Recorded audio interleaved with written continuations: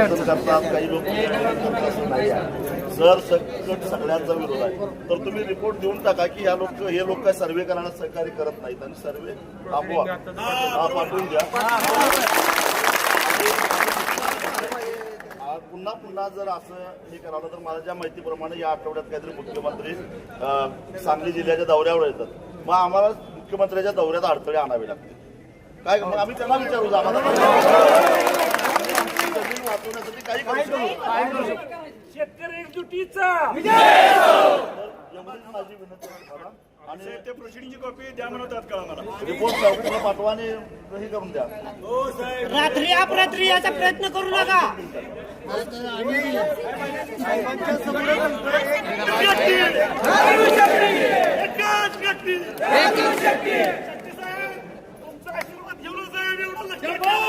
तर मी असं ऐकलंय की सांगली जिल्ह्याच्या दौऱ्यावर मुख्यमंत्री येणार आहेत.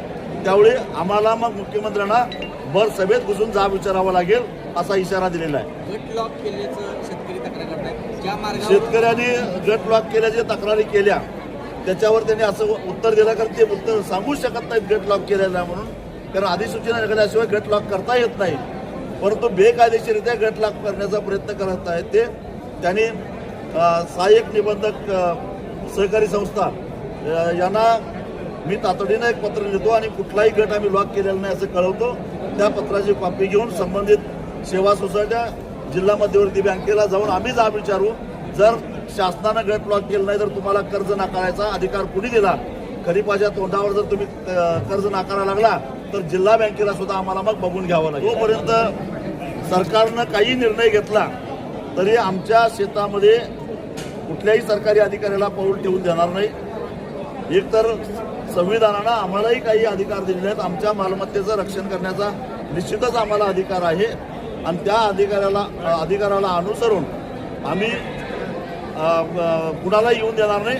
आणि रात्री अपरात्री दहशत माजवण्यासाठी हे खाकी गुंड जर का आमच्या वाड्या वस्तीवर यायला लागले तर वेळ प्रसंगी कायदा हातात घेऊन त्यांचाही बंदोबस्त करू असा इशारा आम्ही दिलेला आहे. असा संशय घ्यायला वाव आहे कारण तुषार दोषी हे आगळीक करायला खूप प्रसिद्ध आहेत. त्यांनी आंतरवाली सराटीमध्ये असंच रात्री अपरात्री घुसून लाठीमार करून आंदोलन मोडण्याचा प्रयत्न केला. अर्थात त्यांनाही त्यांच्या नेत्यांनाही त्यांच्या मालकालाही मागात पडलं. त्याच्यानंतर साताऱ्यामध्ये आपल्याच पालकमंत्र्याला म्हणजे ज्याच्या हाताखाली ते काम करतात त्याला धक्काबुक्की करण्या एवढी त्यांची मजल गेली. त्यांना आम्ही इशारा देतो की हा सांगली जिल्हा आहे, क्रांतिशन नाना पाटलांची कर्मभूमी आहे, इंग्रजांना पत्र्या टोकणारा हा परिसर आहे आणि क्रांतिकारकांचे रक्ताचे वारसदार आणि वैचारिक वारसदार इथं शेतकऱ्यांच्या बाजूने लढतायत. तुम्हाला महागात पडेल. दोषी तुमची टोपी कधी उडाली तुम्हाला कळणार सुद्धा नाही. सुरुवात झालेली आहे. हा सगळा रोष किती प्रमाणात आहे काही प्रमाणात आता बघितलं देखील प्रशासनाने. आता तरी प्रशासन शहाणं होईल असं वाटतं का? मला असं वाटतं की या घटनेवरनं प्रशासनानं शहाणपणा घ्यावा. मी पुन्हा पुन्हा सांगतो, पोलिसांना कर्तव्य दक्षता दाखवायची असेल तर पुंडांचा बंदोबस्त करण्यासाठी दाखवा. आणि तरण्याच्या पोरी पळवून नेल्या जात आहेत. अल्पवयीन मुली गायब झालेल्या आहेत, त्यांचा पत्ता लागत नाही. तिथं तुमची मर्दमुखी दाखवा. अंमली पदार्थ राजरोस विकले जात आहेत. ड्रग पेडलर खुलेआम फिरतायत. त्यांच्यावर त्यांच्या मुसक्या आवळा. आणि मी त्यांना सांगितलं की मला 1 तास वेळ द्या.